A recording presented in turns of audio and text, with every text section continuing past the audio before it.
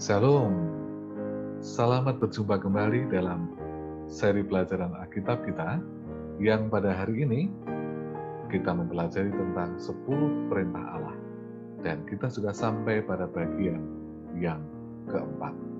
Nah, saudara sekalian yang terkasih dalam Tuhan, dimanapun Anda berada, pada bagian pertama kita telah diperintahkan oleh Allah untuk hanya menyembah Allah saja dan tidak ada yang lebih penting daripadanya.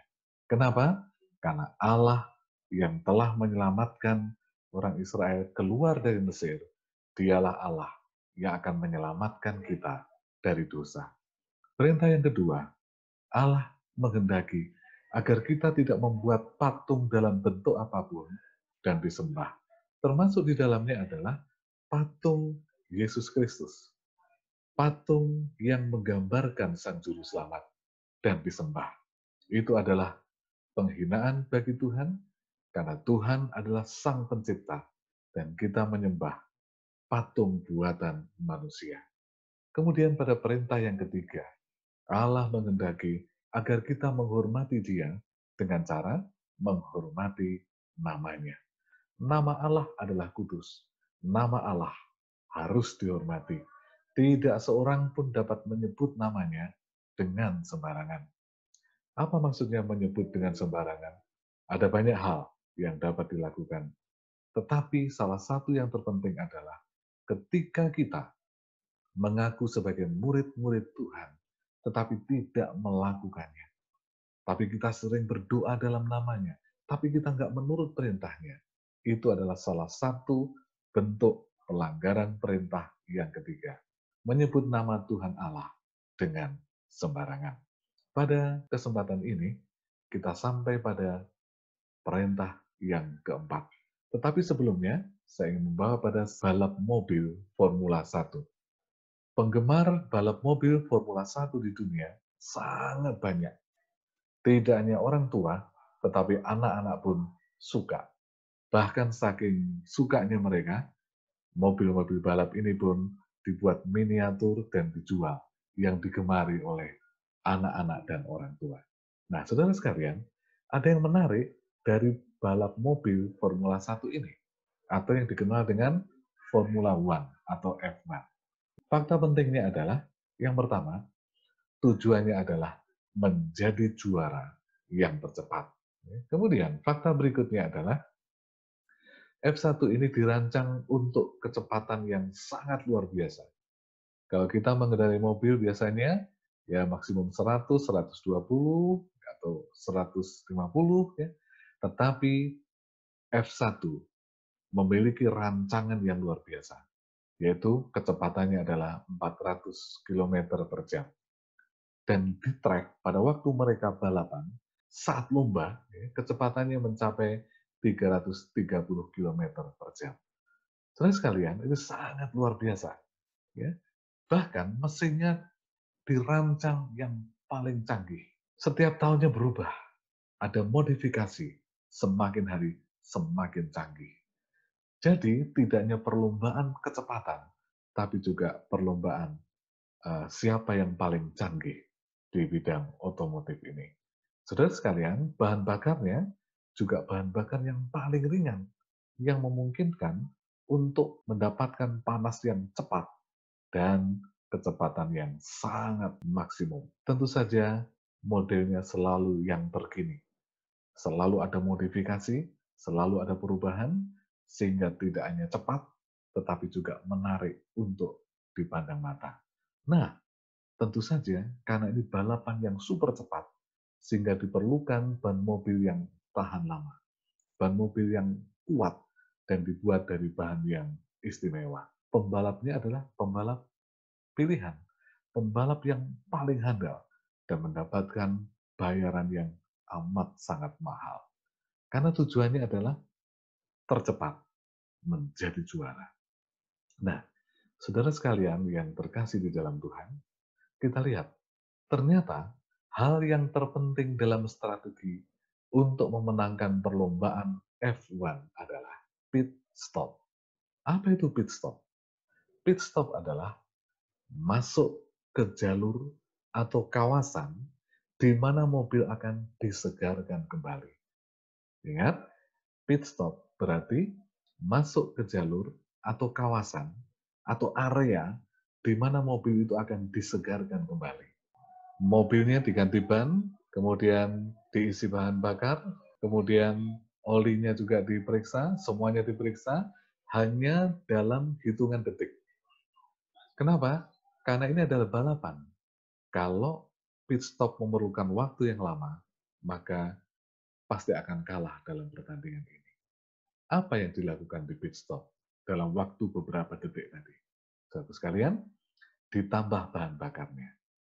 Kenapa bahan bakar ditambah? Tidak ada pemenang balapan F1 yang tidak menambah bahan bakar. Karena kecepatan yang begitu tinggi, tentu saja konsumsi bahan bakarnya berlipat ganda. Kemudian, bannya diganti. Kenapa harus diganti? Kalau mobil kita biasanya bertahun-tahun baru diganti bannya. Tetapi pada waktu balapan mobil tercepat di dunia ini, maka ban mobil harus diganti. Gesekan dengan jalan, gesekan dengan udara, membuat ban-ban mobil ini begitu cepat, tipis, dan berbahaya. Itulah sebabnya di pit stop, ban-ban mobil itu diganti. Kemudian, apalagi temperaturnya diperiksa. Kenapa? Kalau temperatur tidak diperiksa, akan berbahaya. Ingat bahwa kecepatannya mencapai 400 km per jam atau 330 di arena. Kalau temperaturnya tidak diperiksa dengan teliti, kemungkinan meledak dalam pertandingan sangatlah besar. Kemudian yang diperbaiki lagi adalah kerusakan-kerusakan yang lain. Mungkin pada waktu menjalani pertandingan ada gesekan, ada tabrakan dan sebagainya, itu segera harus diperbaiki. Karena kalau tidak, pasti akan kalah. Di pit stop juga, biasanya strategi balap diatur kembali. Harus begini, harus begitu, dan sebagainya. Nah, saudara sekalian, dengan kata lain, belum pernah ada juara lomba Formula 1 yang tidak melakukan pit stop. Pit stop atau istirahat sejenak dapat mengakibatkan para pembalap-pembalap itu menang. Tetapi tanpa pit stop, maka kemungkinan untuk menang menjadi amat sangat tipis. Saudara sekalian yang terkasih dalam Tuhan, kalau tidak dilakukan pit stop, maka akan tergelincir. Kenapa? Ya bannya gundul. Akan terbakar. Kenapa? Temperaturnya sangat tinggi.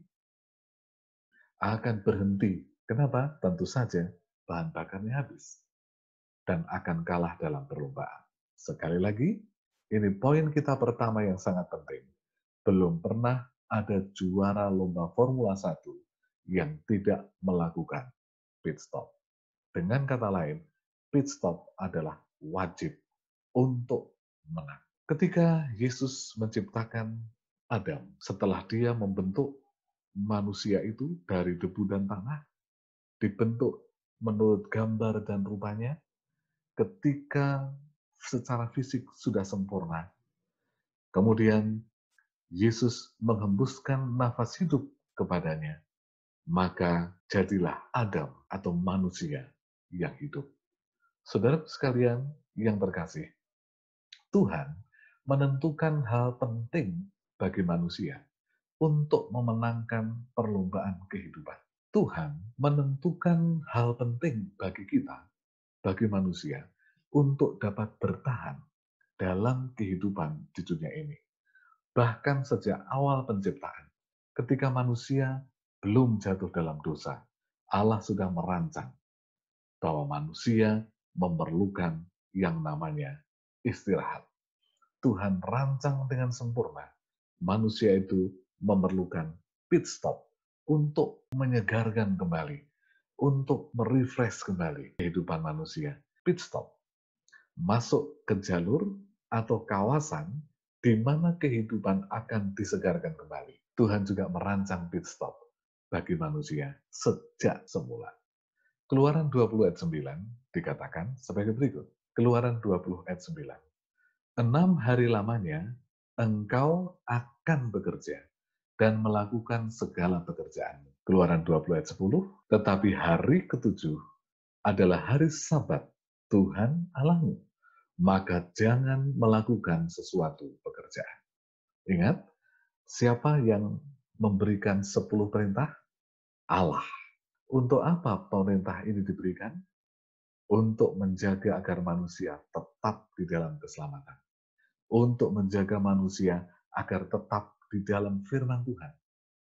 Nah, saudara sekalian, salah satu yang dirancang oleh Allah sejak penciptaan adalah beristirahat pada hari Sabat. Kemudian caranya bagaimana? Kita lihat aturan yang Tuhan buat di Keluaran 20 ayat 9. 6 hari lamanya engkau akan bekerja dan melakukan segala pekerjaanmu. Tuhan merancang kita 6 hari tidak nganggur, 6 hari bekerja, 6 hari melakukan segala urusan kita secara maksimal. Tetapi pada hari ketujuh adalah Sabat Tuhan Allahmu. Apa yang dilakukan pada hari Sabat? Jangan melakukan pekerjaan. Pekerjaan apapun yang biasanya dilakukan dalam 6 hari.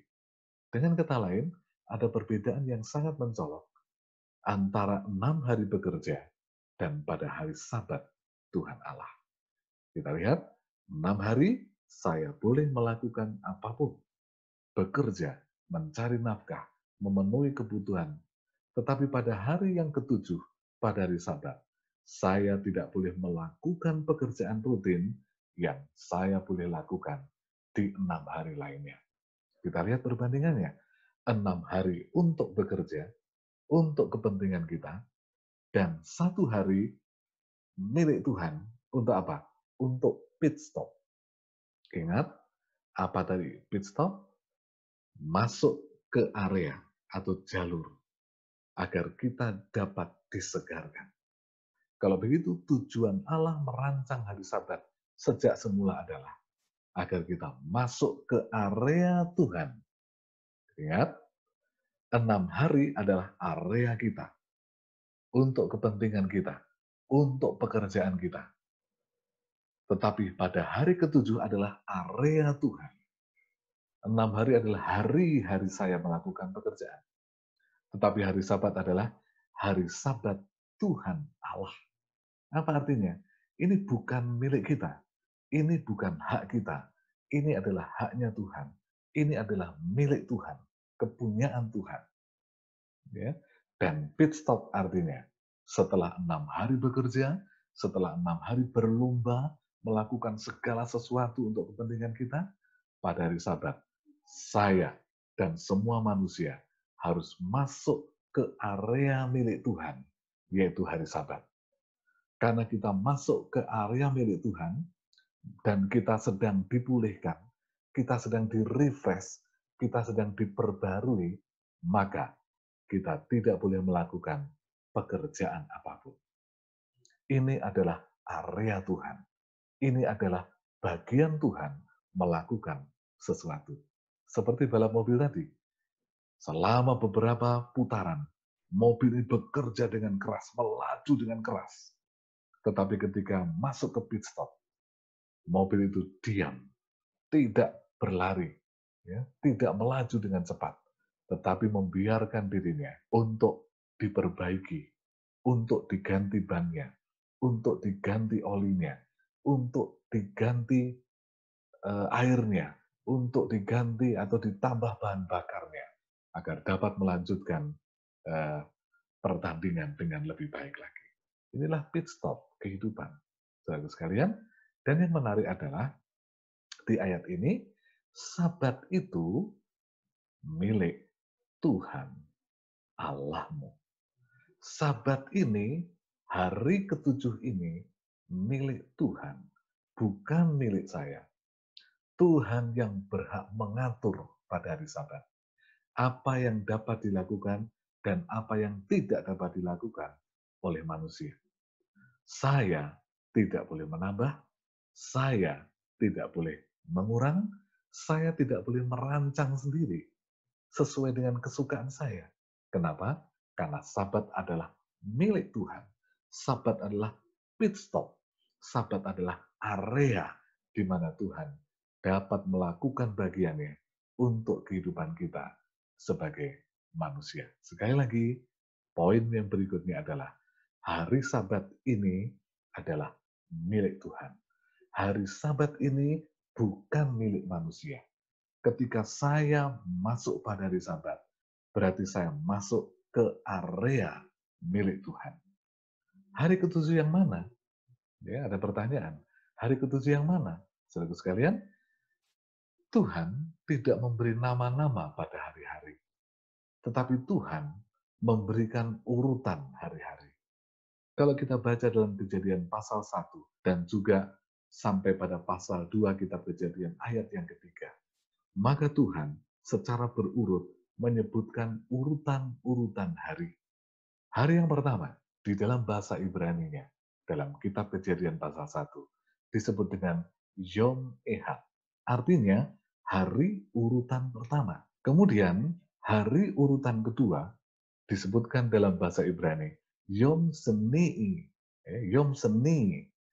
Kalau dalam bahasa kita, Yom itu hari, Seni itu sangat mirip dengan bahasa Melayu, bahasa Indonesia. Apa itu? Senin. Apa artinya? Yom Seni adalah hari urutan kedua. Berarti hari Senin itu bukan nama hari, tapi nama urutan, yaitu hari yang kedua. Kalau hari pertama tadi Ehad, maka dalam bahasa Melayu adalah Ahad. Artinya pertama. Kemudian pada hari yang ketiga, maka dalam bahasa Ibrani-nya disebut Yom Selisi. Yom Selisi. Kalau bahasa kita, bahasa Melayu apa? Selasa. Sangat mirip. Artinya apa? Urutan ketiga. Kemudian yang keempat, atau hari yang keempat, dalam bahasa Ibrani-nya, Yom Rabi. Yom Rabi. Kalau dalam bahasa kita, mirip sekali. Apa itu? Hari Rabu. Berarti Rabu artinya adalah keempat. Kemudian pada hari yang kelima, disebut dalam bahasa Ibrani, Kejadian pasal 1, Yom Kamisi. Yom Kamisi. Bahasa kita sangat mirip. Apa itu? Kamis. Berarti Kamis artinya yang kelima.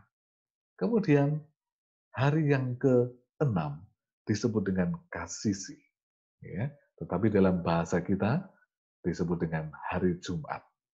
Hari Kasisi, Yom Kasisi artinya keenam. Dan hari yang ketujuh, di mana Tuhan gunakan sebagai hari Sabat, sebagai miliknya, adalah Yom Sebi'i. Yom Sebi'i, hari ketujuh. Dengan demikian, Kejadian pasal yang kedua, ayat 1, 2, dan 3. Di sana kita dapati satu istilah yang menarik. Kenapa? Pada Yom Sebi'i, Allah bersabat. Pada hari ketujuh, Allah beristirahat. Ternyata saudara sekalian, kata sabat dalam bahasa Ibrani artinya rest atau beristirahat. Allah bersabat pada hari Sebi yang ketujuh. Ini tidak bisa dimanipulasi. Kenapa Allah tidak memberi nama pada hari, tetapi hanya menunjukkan urutan? Karena Tuhan tahu sepanjang sejarah manusia akan digunakan oleh kuasa-kuasa kejahatan untuk merubah hari Sabatnya. Ingat, kalau hari pertama adalah Yom Ehad atau Ahad, bisakah kira-kira Yom Ehad ini dijadikan urutan ketujuh? Tentu saja tidak. Kenapa? Karena dari arti katanya sudah lain. Karena arti Ehad artinya pertama. Kalau dia diurutkan menjadi urutan ketujuh, ya berarti ya mari kita pikir sendiri.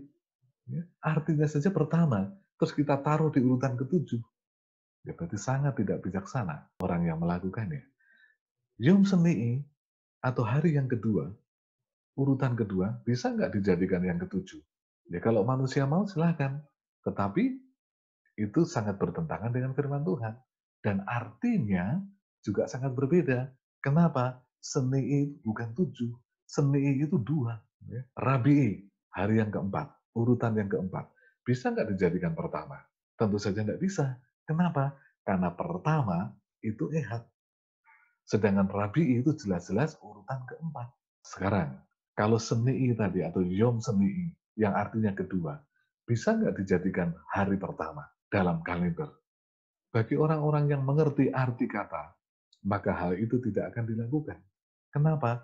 Karena Seni'i itu artinya bukan satu, bukan pertama, tetapi kedua.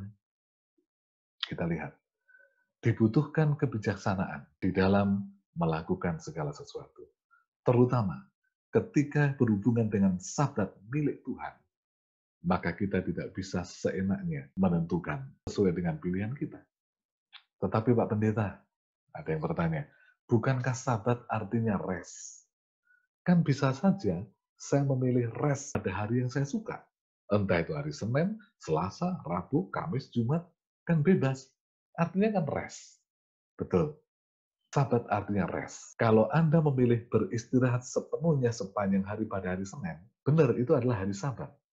Tapi hari Sabat Anda bukan hari Sabat Tuhan Allah.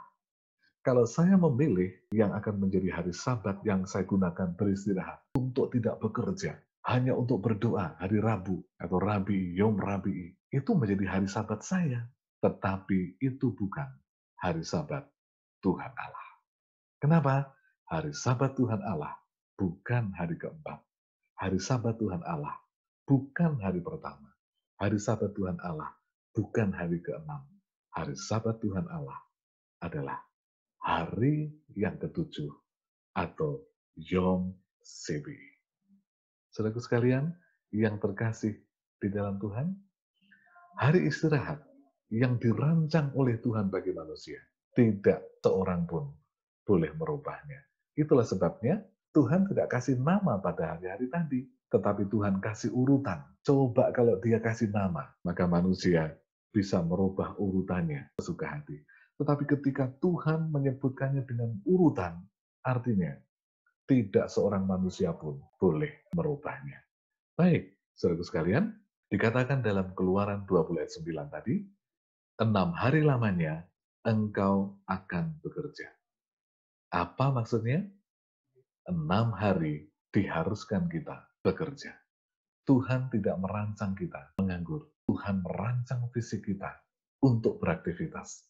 Dan Tuhan sediakan 6 hari untuk beraktivitas. Tetapi, saudaraku sekalian, 6 hari itu harus kita gunakan dengan sungguh-sungguh. Karena Tuhan merancang tubuh kita sejak semula begitu. Bekerja 6 hari. Tetapi hari ketujuh adalah hari istirahat yang ditentukan Tuhan bagi manusia. Sekarang, saudara sekalian, di Keluaran pasal 20 ayat 11 dikatakan sebagai berikut. Sebab 6 hari lamanya Tuhan menjadikan langit dan bumi, laut dan segala isinya, dan ia berhenti pada hari ketujuh. Itulah sebabnya Tuhan memberkati hari Sabat dan menguduskannya. Apa yang dilakukan Tuhan pada hari Sabat? Ingat, di pit stop tadi, mobil balap tadi akan di-refresh. Mobil balap tadi akan diganti bannya, akan ditambah air pendinginnya, akan ditambah bahan bakarnya. Apa yang dilakukan Tuhan ketika kita masuk ke area miliknya, ketika kita masuk ke hari Sabat milik Tuhan? Tuhan akan melakukan ini. Keluaran 20 ayat 11. Sebab Tuhan memberkati hari itu. Tuhan memberkati hari Sabat. Bukankah Tuhan memberkati setiap hari? Benar. Tetapi Tuhan memilih hari khusus untuk berkat khusus bagi umat-umatnya. Tuhan tidak hanya memberkati umatnya pada hari Sabat, tetapi pada hari itu, pada hari Sabat Tuhan Allah itu, dia menguduskannya. Selain dia menguduskan harinya, membedakannya dengan hari-hari yang lain, pada hari Sabat itu juga ketika kita beribadah kepadanya, Tuhan menguduskan kita. Saudaraku sekalian, bukankah perintah yang keempat ini istimewa? Karena perintah keempat ini mengandung unsur berkat dan juga pengudusan. Tuhan yang memilih hari itu. Tuhan yang merancang hari itu. Hari khusus untuk penuh berkat. Berkat jasmani, rohani, dan berkat segala sesuatu. Lebih dari itu, berkat kekudusan yang sedang diberikan kepada kita. Baik, saudara sekalian, ingat, Tuhanlah yang menjadikan langit dan bumi, laut dan segala isinya. Tuhan, Sang Pencipta itu yang merancang hari Sabat. 6 hari, Tuhan dengan sungguh-sungguh, penuh konsentrasi, sepenuh hati, setia pada pekerjaan mencipta. Tuhan tidak bersantai selama 6 hari. Tuhan tidak lengah selama 6 hari. Tuhan betul-betul memusatkan konsentrasinya untuk menciptakan karya yang sempurna. Langit dan bumi dan segala isinya, termasuk kita, manusia, ciptaannya. Tuhan tidak pernah setengah-setengah dalam menciptakan kita. Itulah sebabnya, saudara sekalian, hari Sabat, Tuhan merubah aktivitasnya. Apa itu?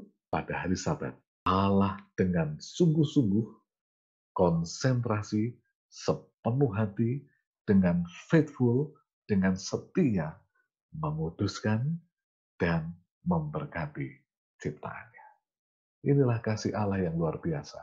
Dia tidak hanya mencipta, kemudian dibiarkan, tetapi dia mencipta dan dia memberkati, menguduskan. Dia peduli kepada semua ciptaannya. Dia mengasihi ciptaannya. Karena manusia adalah gambaran dari rupa Allah sendiri. Saudaraku sekalian yang terkasih di dalam Tuhan, Yesus sebagai teladan pemeliharaan dari Sabat. Mengapa Yesus sebagai teladan? Karena Yesus adalah Allah yang menjadi manusia. Dia datang ke dunia ini untuk meluruskan pemeliharaan Sabat yang salah. Dia datang ke dunia ini untuk memberi teladan bagaimana masuk kepada kekudusan hari Sabat yang Tuhan rancang sebelum jatuh dalam dosa. Saudara sekalian, di dalam Lukas 4 ayat 31 sampai 33 dan juga Lukas 6 ayat 6 dan masih banyak ayat yang lain dikatakan setiap hari Sabat pagi pasti Yesus berada di mana? Di rumah ibadah. Inilah aktivitas Yesus pada hari Sabat, pada hari ke-7, pada hari Sabtu. Kemana Yesus pergi? Ke rumah ibadah. Untuk apa dia ke rumah ibadah? Untuk memberi teladan bagaimana berbakti dengan benar. Dan dia mengajarkan firman Tuhan dengan benar pula. Inilah teladan Yesus. Hari Sabat berbakti. Kemana berbaktinya? Ke rumah ibadah. Ada apa di rumah ibadah? Selain dia memberi teladan beribadah, dia mengajar firman Tuhan dengan tepat. Saudara sekalian, di Lukas pasal 4 ayat 33 sampai 36, di sana juga diceritakan aktivitas yang lain pada hari Sabat. Selain berbakti, apa yang dilakukan oleh Yesus? Menyembuhkan orang sakit, mengusir setan. Apa yang dilakukan oleh Yesus? Kepentingan orang lain, bukan kepentingan diri sendiri. Ya, untuk menjadi berkat bagi orang lain, bukan berkat bagi dirinya sendiri. Menyembuhkan orang sakit, kepentingan orang yang sakit. Mengusir setan, kepentingan yang kerasukan setan. Itulah yang Yesus lakukan. Bukan untuk dirinya, tetapi untuk kemuliaan Tuhan. Setelah ibadah, apa yang dilakukan Yesus? Apakah dia tidur atau bersembunyi dengan sahabat-sahabatnya, para murid? Ternyata tidak. Setelah ibadah, setelah keluar dari tempat ibadah pada hari Sabat itu, Yesus melakukan pelayanan yang lain. Contohnya, di Lukas pasal 4 ayat 38 sampai 39. Di sana diceritakan satu perikop yang menarik. Setelah keluar dari tempat ibadah, Yesus melawat dan menyembuhkan mertua Simon yang sedang sakit. Apa artinya melawat? Tidak ada waktu nganggur pada hari Sabat. Digunakan untuk kebaikan, menolong orang yang sedang membutuhkan. Kemana lagi? Di Lukas pasal 6 ayat 1 sampai 5. Di sana disebutkan bahwa Yesus dan murid-murid pada hari Sabat pergi ke tempat yang lain. Untuk apa? Untuk melayani. Inilah teladan Yesus pada hari Sabat. hari yang penuh berkat. Ya. Pelayanan Yesus menjadi berkat bagi banyak orang. Kenapa? Dia yang adalah Allah selalu memberkati umatnya dengan khusus pada hari Sabat. Saudaraku sekalian yang terkasih di dalam Tuhan, mari kita lihat. Sabat tadi berarti hari istirahat.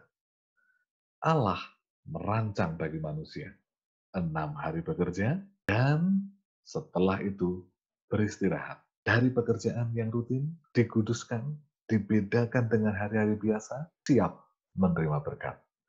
Keluaran 12 ayat 9 tadi dikatakan bahwa 6 hari lamanya engkau akan bekerja.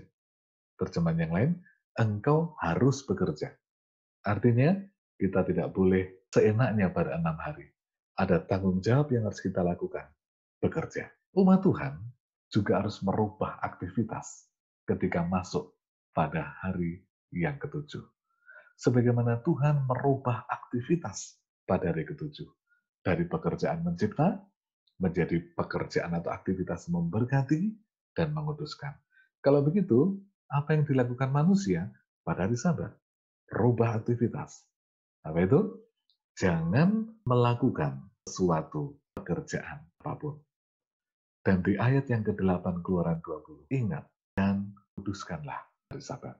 Karena Tuhan yang menguduskan hari Sabat itu, maka kita sebagai umat-umatnya masuk kekudusan hari Sabat. Dan berkat-berkat yang telah disiapkan istimewa pada hari Sabat itu menjadi bagian kita. Kita pun menjadi berkat bagi orang lain.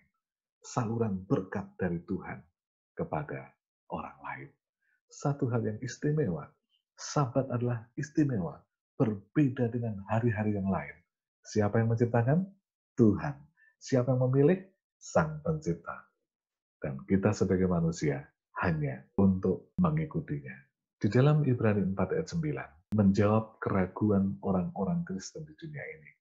Apa keraguannya? Hari Sabat kan bebas. Bebas. Mana yang paling cocok bagi saya? Itu hari Sabat. Pertama.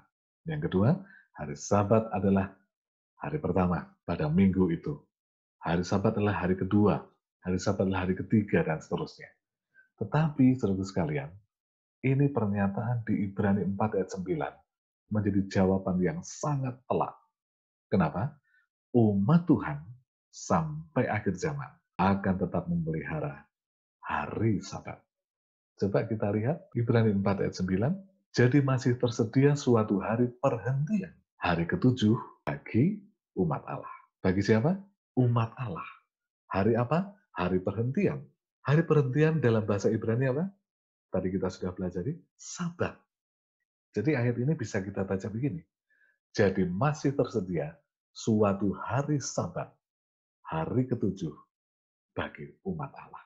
Kalau saya mengaku sebagai umat Allah, saya tidak boleh mencemarkan namanya. Saya tidak boleh menyebut namanya sembarangan. Dengan cara bagaimana? Dengan cara menghormati namanya, menuruti firman-Nya, berhenti bekerja pada hari ketujuh, beribadah pada hari ketujuh, bukan pada hari yang lain. Saudara sekalian, umat Tuhan cirinya adalah memiliki hari perhentian, masuk ke hari perhentian, hari yang ketujuh, hari Sabat Tuhan Allah. Di dalam Ibrani 4 ayat 10 dikatakan sebagai berikut, menjelaskan apa yang dinyatakan di ayat 9. Sebab barang siapa telah masuk ke tempat perhentiannya, ia sendiri telah berhenti dari segala pekerjaannya, sama seperti Allah berhenti dari pekerjaannya. Terjemahan yang lebih tepat adalah barang siapa telah masuk ke dalam perhentiannya, bukan ke tempat. Bahasa Yunani tidak ada kata tempat di situ. Kata yang dipakai di sana adalah eis, yang artinya into, masuk ke dalam. Jadi, Ibrani 4 ayat 10 seharusnya diterjemahkan sebagai berikut. Sebab barang siapa telah masuk ke dalam perhentiannya. Perhentian siapa? Perhentian Yesus. Perhentian siapa? Perhentian Allah. Ayat ini sedang berbicara tentang hari perhentian yang ditulis di ayat 9. Barang siapa telah masuk ke dalam perhentian Tuhan, ia sendiri telah berhenti dari segala pekerjaannya. Kalau saya masuk ke perhentian Tuhan, Saya akan berhenti dari pekerjaan saya, dari area saya bekerja. Saya masuk ke area Tuhan. Saya meninggalkan pekerjaan saya menghadap ke area, ke pit stop yang Tuhan sediakan. Bahkan dikatakan dalam ayat ini, sama seperti Allah berhenti dari pekerjaannya. Saudaraku sekalian, umat Allah di akhir zaman masuk ke dalam perhentian Tuhan, masuk ke dalam hari yang ketujuh, hari Sabat yang Tuhan sudah siapkan. Ibrani 4 ayat 11 memberikan keterangan lebih lanjut. Karena itu, baiklah kita berusaha untuk masuk ke dalam perhentian itu. Apa artinya? Marilah kita berusaha untuk memelihara kekudusan hari perhentian itu. Supaya apa? Supaya jangan seorang pun jatuh karena mengikuti contoh ketidaktaatan itu juga. Orang-orang yang tidak memelihara hari perhentian milik Tuhan, hari ketujuh, dikatakan di ayat 11, adalah contoh ketidaktaatan.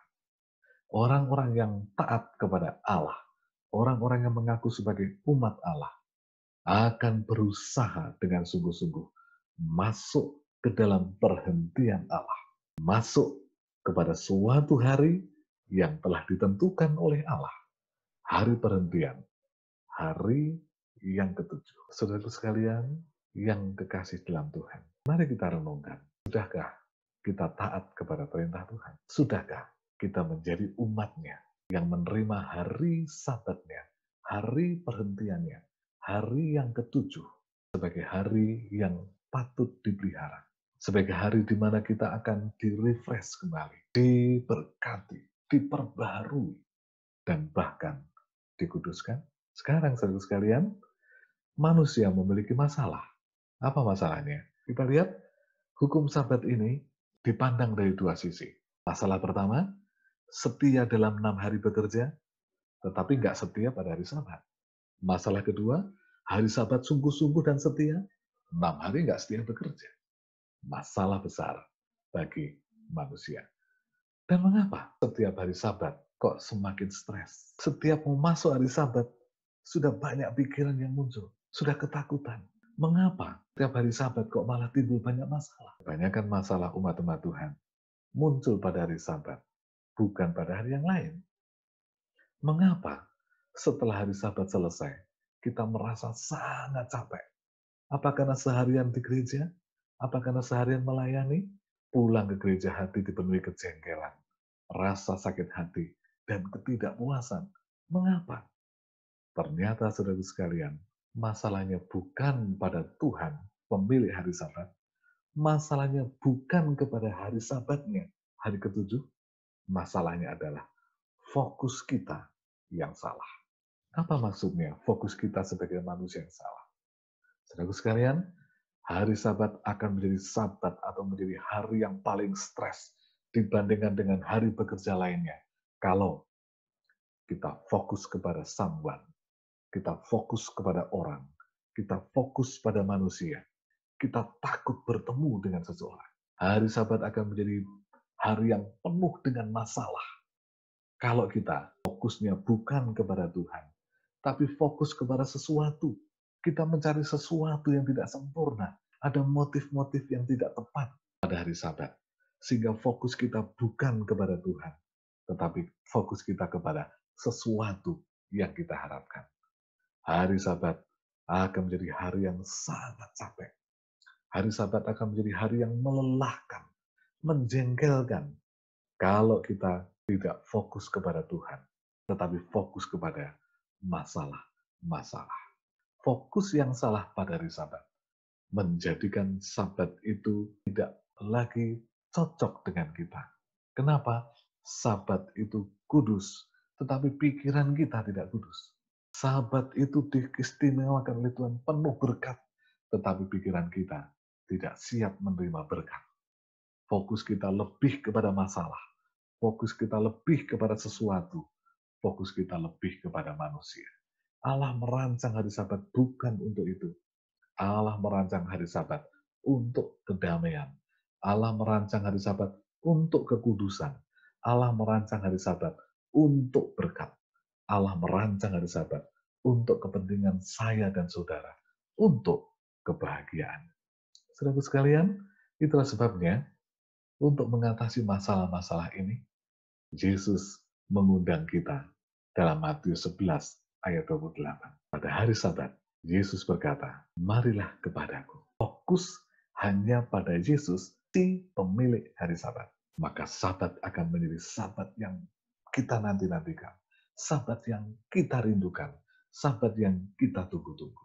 Saudaraku sekalian yang terkasih dalam Tuhan, ternyata hari Sabat adalah hari di antara perbudakan dan kemerdekaan. Kita masih ingat bangsa Israel menjadi budak ratusan tahun. Ya, sejak Abraham, 400 tahun mereka ada di Mesir. Tetapi perbudakan itu sendiri 300 sekian tahun. Mari kita lihat penjelasannya. Mereka menderita bertahun-tahun di Mesir sebagai budak. Mereka tidak dapat berbakti dengan bebas pada Tuhan pada hari Sabat. Mereka tidak punya harta ketika menjadi budak. Tetapi, saudaraku sekalian, Yesus berkata, "Marilah kepadaku, semua yang letih lesu, semua yang diperbudak, semua yang berbeban berat, semua yang tidak bisa berbakti dengan bebas, semua yang tidak punya harta." Apa yang ingin Yesus lakukan? Aku akan memberi kelegaan kepadamu. Apa yang Tuhan lakukan pada hari Sabat? Hari Sabat di antara. Tuhan menguduskan hari Sabat itu. Caranya bagaimana? Di antara perbudakan dan kemerdekaan, Tuhan menentukan hari Paskah sebagai hari pelepasan. Domba Paskah itu disembelih menjelang senja pada hari persiapan menjelang Sabat. Darah anak domba yang melambangkan Yesus dipercikkan di ambang pintu, yang akan mengakibatkan malaikat maut melewatinya. Kemudian diberkati hari Sabat itu. Caranya bagaimana? Anak-anak sulung bangsa Israel tidak ada satupun yang mati. Sedangkan anak-anak sulung orang-orang Mesir dan juga binatang-binatang sulung mati. Mereka menerima pemberian harta yang banyak dari orang Mesir sebelum mereka meninggalkan Mesir. Saudara sekalian, jika datang kepada Yesus, kita akan menerima kemerdekaan.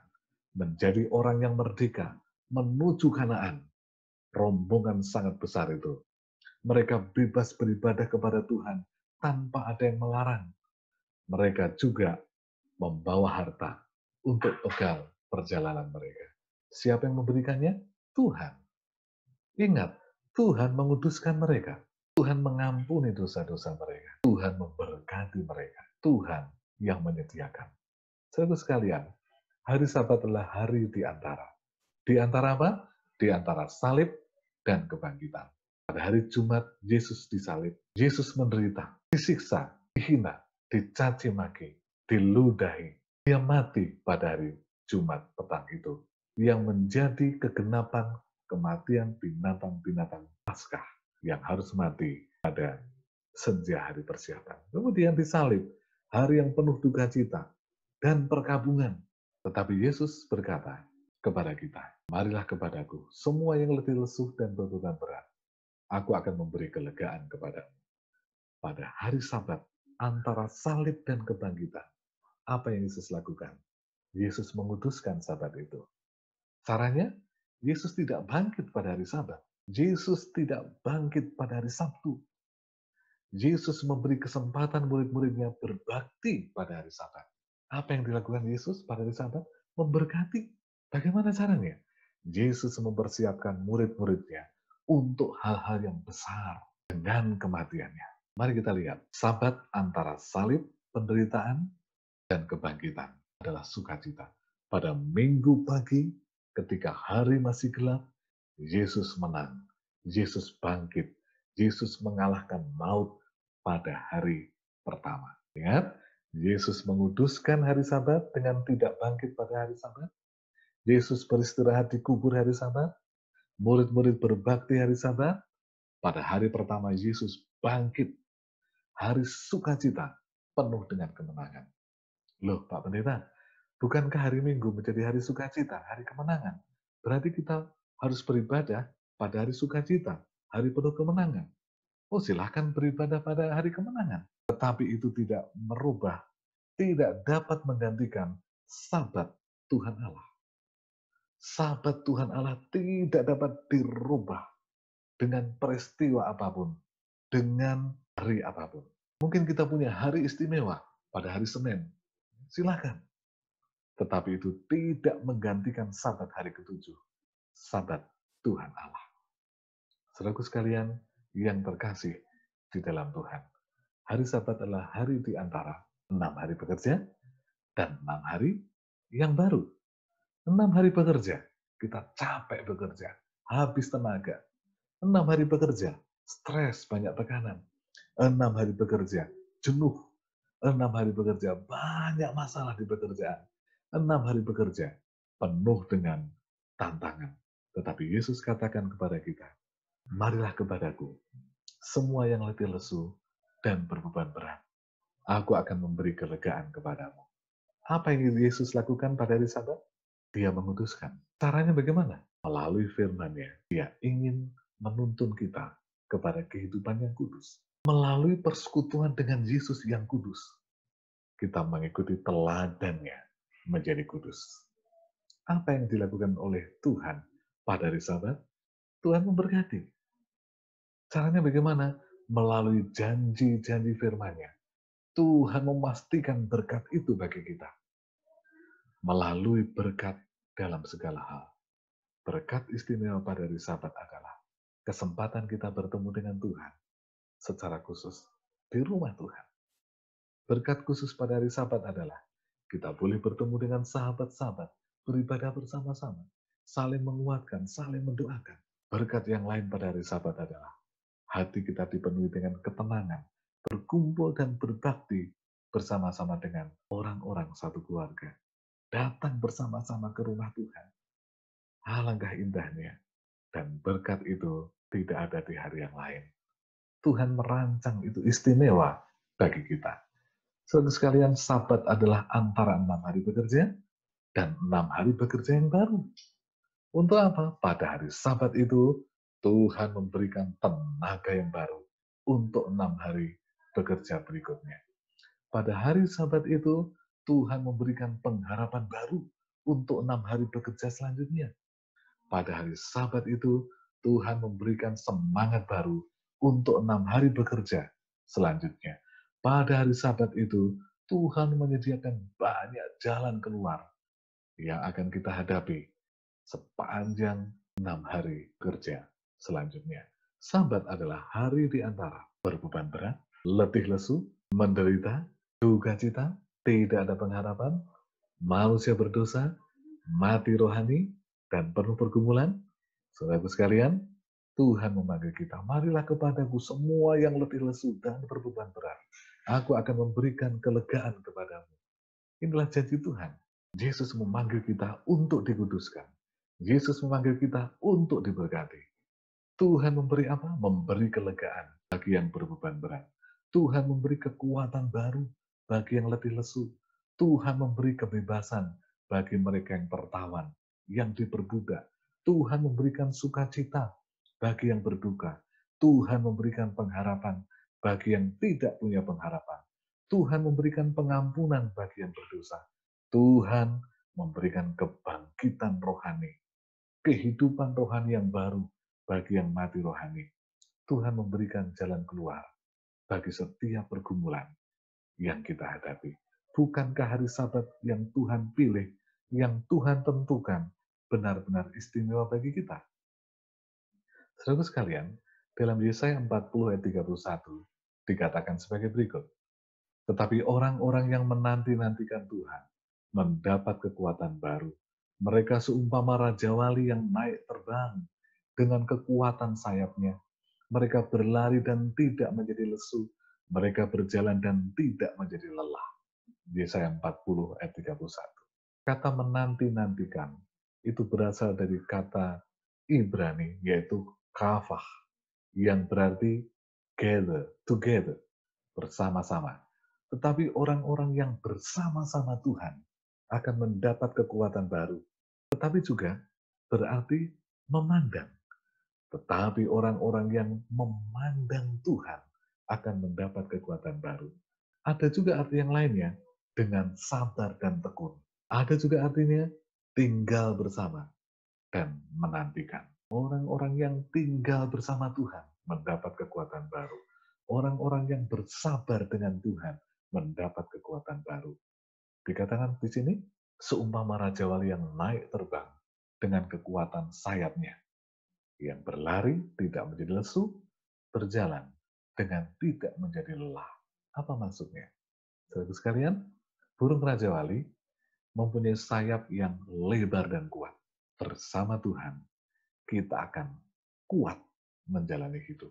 Burung Raja Wali memanfaatkan angin atau badai untuk terbang. Apa maksudnya umat Tuhan laksana burung Raja Wali? Bersama Tuhan, badai kehidupan akan justru menaikkan kita lebih tinggi. Kesulitan-kesulitan, masalah-masalah yang dialami oleh umat Tuhan, yang dijalani bersama dengan Tuhan, akan mengangkat kehidupan kita, kerohanian kita, lebih tinggi, lebih dewasa, lebih kuat. Burung Raja Wali memiliki sarang yang sangat tinggi tempatnya, dan sulit dijangkau musuh. Apa artinya? Umat Tuhan laksana burung Raja Wali bersama Tuhan. Ada jaminan keamanan dari Tuhan. Ada perlindungan dari Tuhan. Burung Raja Wali, matanya sangat tajam. Dari jarak yang sangat jauh, dia dapat memandang mangsanya. Apa artinya? Umat Tuhan laksana Raja Wali bersama Tuhan. Kita akan awas, kita akan melihat dengan lebih jelas kehidupan ini. Burung Raja Wali, kaki dan paruhnya sangat kuat. Ketika Tuhan menyamakan manusia laksana Raja Wali, artinya bersama dengan Tuhan, kita akan menjadi kuat. Kita tidak mudah dipermainkan. Kita tidak mudah goyah. Jika kita seperti Raja Wali, maka Tuhan sebagai induk Raja Wali. Mari kita lihat kehidupan Raja Wali yang menggambarkan betapa luar biasanya kasih Tuhan kepada kita. Ulangan 32 ayat 11, laksana Raja Wali menggoyang bangkitkan isi sarangnya, melayang-layang di atas anak-anaknya, mengembangkan sayapnya, menampung seekor, dan mendukungnya di atas kepaknya. Apa maksudnya? Hubungannya dengan kita. Saudara sekalian, Raja Wali menggoyang bangkitkan isi sarangnya. Ternyata, sarang Raja Wali ini akan rusak agar anak-anaknya keluar dari sarang untuk belajar terbang. Jadi inilah strategi Raja Wali. Untuk melatih anak-anaknya terbang, sarangnya dirusak. Kalau sarangnya rusak, maka anak-anaknya terpaksa terbang. Kemudian, apa maknanya? Pada saat Tuhan mengizinkan kesulitan bagi kita umat-umatnya, bukan berarti Tuhan membenci kita. Tapi seperti induk Raja Wali melatih anak-anaknya terbang. Tuhan, ketika dia mengizinkan kesulitan, dia ingin melatih kita terbang, tumbuh lebih kuat. Kemudian, di ayat itu dikatakan, Raja Wali itu akan melayang-layang di atas anak-anaknya. Apa maksudnya? Pada saat anak Raja Wali belajar terbang, induknya selalu siap siaga mengawasi. Sang induk selalu terbang di dekatnya. Untuk apa? Untuk siap menangkap ketika Raja Wali yang masih kecil itu jatuh kena terpaan angin. Pelajaran rohaninya adalah Tuhan tidak pernah membiarkan umatnya sendirian. Dia selalu mengawasi, dia selalu menyertai, dan dia siap memberikan pertolongan ketika kita sedang jatuh. Bagian berikutnya di ayat itu, induk Raja Wali itu mengembangkan sayapnya, menampung seekor, dan mendukungnya di atas kepaknya. Saudara sekalian yang terkasih dalam Tuhan, Raja Wali sangat luar biasa. Pada saat anak Raja Wali itu gagal terbang dan jatuh tertepa angin, induk Raja Wali akan segera meluncur, menyambar dengan cepat, tepat di bawahnya, untuk mendukung di atas kepak sayapnya. Dia tidak menangkap dengan cakarnya yang tajam. Dia tidak menangkap dengan paruhnya yang tajam, yang dapat melukainya, tetapi dia akan terbang di bawah anak-anaknya dan mendukungnya di atas kepak sayapnya untuk tetap terbang tinggi. Saudaraku sekalian yang terkasih dalam Tuhan, apa artinya? Pada saat kita gagal dalam berlatih terbang dan terjatuh, Tuhan menyambar di bawahnya, di bawah kita, untuk mendukung kita dan menyelamatkan kita. Tuhan adalah Tuhan yang peduli, Allah yang peduli, yang tidak membiarkan kita sebagai anak-anaknya jatuh. Saudaraku sekalian yang terkasih dalam Tuhan, itulah sebabnya Yesaya 40 ayat 31 tadi mengatakan, tetapi orang-orang yang menanti-nantikan Tuhan, orang-orang yang berjalan bersama dengan Tuhan, orang-orang yang bersabar bersama dengan Tuhan, orang-orang yang menyerahkan hidupnya kepada Tuhan, akan mendapat kekuatan baru. Mereka akan seumpama Raja Wali yang naik terbang dengan kekuatan sayapnya. Mereka berlari dan tidak menjadi lesu. Mereka berjalan dan tidak menjadi lelah. Dalam Ibrani 4 ayat 9. Menurut berjalan bersama Tuhan, setuju dengan kehendak Tuhan. Jadi, masih tersedia suatu hari perhentian. Hari ketujuh bagi umat Allah. Ketika kita mengambil keputusan untuk memelihara kekudusan hari Sabat, untuk tidak bekerja melakukan urusan kita pada hari Sabat, untuk memelihara kekudusannya, menyiapkan hati kita khusus untuk Tuhan, masuk ke area kekudusan Tuhan, masuk ke area milik Tuhan, seperti induk Raja Wali. Dia akan menolong kita, membimbing kita, agar kita tetap bisa terbang tinggi, agar kita tetap bertahan, menjadi anak-anaknya yang kuat. Saudaraku sekalian, itulah sebabnya Yesus berkata kepada saya dan saudara yang memiliki keputusan untuk menuruti perintah Allah yang keempat. Ingat dan kuduskanlah hari Sabat. Keluaran 20 ayat 8. Sabat siapa? 6 hari lamanya engkau akan bekerja dan melakukan segala urusanmu. Tetapi hari ketujuh adalah Sabat Tuhan Allahmu. Jangan engkau melakukan bekerja. Keluaran pasal 20 ayat yang ke-9. Sekalian yang terkasih dalam Tuhan, semua adalah pilihan. Pilihan untuk menurut firman Tuhan agar tetap selamat. Pilihan juga ada pada kita untuk memilih sabat sendiri yang bertentangan dengan firman-Nya. Kiranya Tuhan memberkati kita. Amin. Mari kita tunduk kepala dan berdoa. Ya Tuhan, pencipta langit dan bumi, dan segala isinya. Kami bersyukur oleh karena sejak awal penciptaan, Engkau telah merancang kami begitu sempurna, bahkan telah menyediakan hari Sabat, hari perhentian, untuk Tuhan berkati, untuk Tuhan kuduskan, untuk memperbarui setiap segi kehidupan kami, agar kami boleh tetap bertahan hidup, agar kami boleh tetap bertumbuh, agar kami boleh hidup sesuai dengan kehendak-Mu. Ketika kami telah mengetahui bahwa hari Sabat adalah hari perhentian milik Tuhan, yang Tuhan sediakan bagi kami, hari ketujuh, hari Sabtu dalam minggu, adalah menjadi hari istimewa yang Tuhan rancang bagi kami.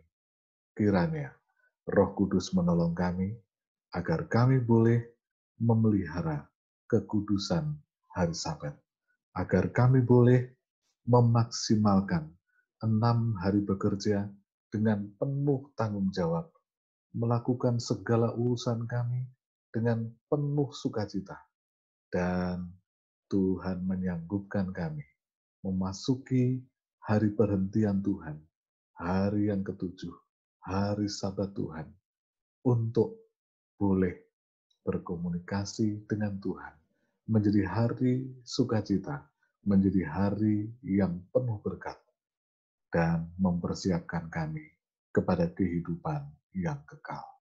Terima kasih ya Tuhan, berkati masing-masing kami dalam mengambil sikap setelah mengetahui kebenaran firman Tuhan ini, agar kami boleh mengambil pilihan yang paling tepat, yang akan membawa kami tetap selamat di dalam Tuhan.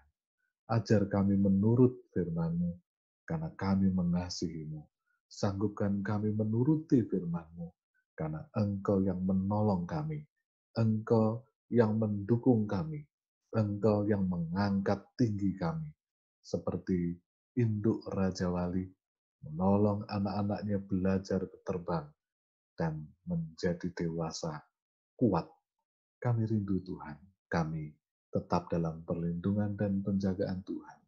Kami rindu memelihara hari Sabat-Mu pada kehidupan yang kekal nanti.